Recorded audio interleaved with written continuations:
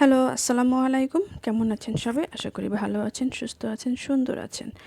এই মাছগুলা চেনেন তো অনেকেই, তাই না? ফলি মাছ বলে। তো সেদিন বাজার থেকে ফলি মাছগুলো এনেছিলাম। একটা কারণবশতই আনতে হয়েছিল ঝোল খাওয়ার জন্য। তো যাই হোক, সেদিন রান্না করেছিলাম। ওই মাছগুলা তেমন একটা খাওয়া হয়নি, ঝোলটুকু খাওয়া হয়েছে। কারণ সবাই জানেন এই মাছগুলাতে প্রচুর কাঁটা। এটা সাধারণত ঝোলই খাওয়া হয় রান্না করে খেলে, নয়তোবা এটা দিয়ে কাবাব বা টিকিয়া বানিয়ে খেতে হয়, কারণ কাটার জন্য তেমন খাওয়া যায় না। তো সেদিন ভাবলাম আমি আগে কখনো এরকম এই মাছ দিয়ে কাবাবটা বানাইনি। খেয়েছি দু একবার, কাটার ভয় খুব একটা খাওয়া হয়নি, ওই ঝোলটাই খাওয়া হয়। তো যে মাছগুলো এনেছিলাম ২-৩টা রান্নার পর বেশ কিছু মাছ, আরও ৩ পিস মাছ রয়ে গিয়েছিল। এখন এটা তো ফ্রিজেই গড়াগড়ি করবে, কারণ রান্না করলে কেউ খাবে না। তো ভাবলাম ঠিক আছে, প্রসেস করে দেখি কাবাবটা বানায় খাওয়া যায় কিনা। কাবাব বানালে তো অবশ্যই সবাই খাবে। তো প্রসেসিংটা শুরু করে দিলাম। ভাবলাম যে প্রসেসিংটা তো একটু লেন্দি ঝামেলা, কিছুটা কাজ গুছিয়ে ফেলি, তাহলে হয়তো রেডি থাকলে কাবাবটা খাওয়া যাবে। তো এই তো আমি নিয়ে নিয়েছি ৩টা মাছের প্রথম মাথা অংশটুকু একটু ছাড়িয়ে নিয়ে শিলপাটার পুঁতোটা দিয়ে একটু থেতলে করে নিয়েছি। ভিতর থেকে দেখেছেন চামচ দিয়ে কুড়িয়ে নিয়েছি, বাকিটা এভাবে কাঁচিয়ে কাঁচিয়ে উঠিয়ে নিয়েছি। এবং সাথে একটু পেঁয়াজ কাঁচামরিচ বেটে অ্যাড করে দিয়েছি, যাতে ভিতরটা একটু ঝাল ঝাল হয়। বাকি ওই যে স্কিনটুকু আমি উঠিয়ে রেখে দিয়েছিলাম সুন্দর করে।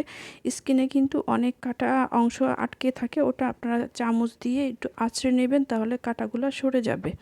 তো এই তো ভালো করে আমি ভিতরে মাছের যে কিমাটা ছিল ওই কিমাটা দিয়ে দিলাম, ভিতরে চামড়াটা দিয়ে ঢেকে দিলাম। এভাবে আমি ৩টা মাছকে ভিতরে ভিতরে ওই কিমাটাকে দিয়ে দিচ্ছি। যেভাবে মাছের শেপটা ছিল ঠিক ওই আকৃতিতেই মাছের শেপ আকৃতি দিয়ে নিচ্ছি, যাতে পরবর্তীতে এটাকে আমার একটু পিস পিস করে নিতে সুবিধা হয়, তাই আমি ওভাবেই দিয়ে দিচ্ছি।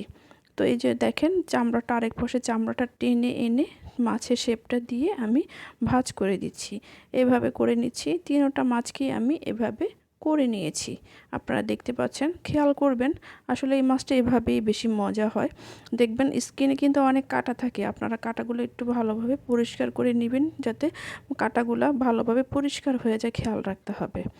তো এই তো এই মাছটাকে এভাবে মানে কাবাব করে খেলেই বেশি ভালো লাগে, মজা লাগে। আপনারা এটাকে ডিপ ফ্রাই করে আরও কিছু মশলা লবণ টবণ অ্যাড করে ডিপ ফ্রাই করেও খেতে পারেন। আমি যেহেতু এটাকে অন্য প্রসেসে রান্না করব, তাই আমি খুব বেশি কিছু কাবাব কিমাটার সঙ্গে অ্যাড করিনি, শুধু পেঁয়াজ আর কাঁচামরিচ বাটা দিয়ে কিমাটাকে রেডি করে নিয়েছি, ভিতরটাতে দিয়ে দিয়েছি। বাকিটা আমি যখন আরেকবার রান্না করব তখন অন্যান্য মশলাগুলো সব নর্মাল ভাবে মিক্স করে নেব।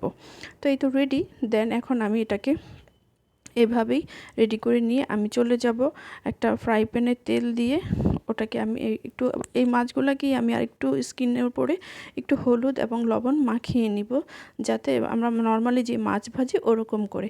দেন আমি একটা ফ্রাই প্যানে তেল দিয়ে মাছগুলোকে একটু এপিট ওপিট করে ৩ পিস মাছকে ভেজে নেব। মাছটা যখন আমি একটু ভাজবো তখন কিন্তু একটু হার্ড হয়ে যাবে, আমার পিস করতে সুবিধা হবে। এই তো আমি ভাজার পর মাছগুলোকে মাছের শেপ দিয়ে দিয়ে পিস পিস করে নিয়েছি।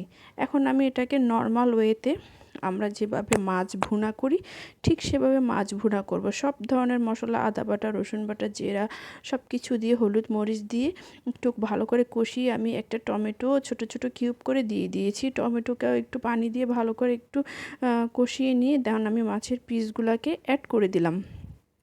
মাছের পিসগুলোকে অ্যাড করে দিয়ে দিলাম। দেখতেই পাচ্ছেন একটা পিঠ অবশ্য মাছের একটু বেশি ভাজা হয়ে গিয়েছে, যে দেখতে পাচ্ছেন, অন্য পিঠটা ঠিক ছিল।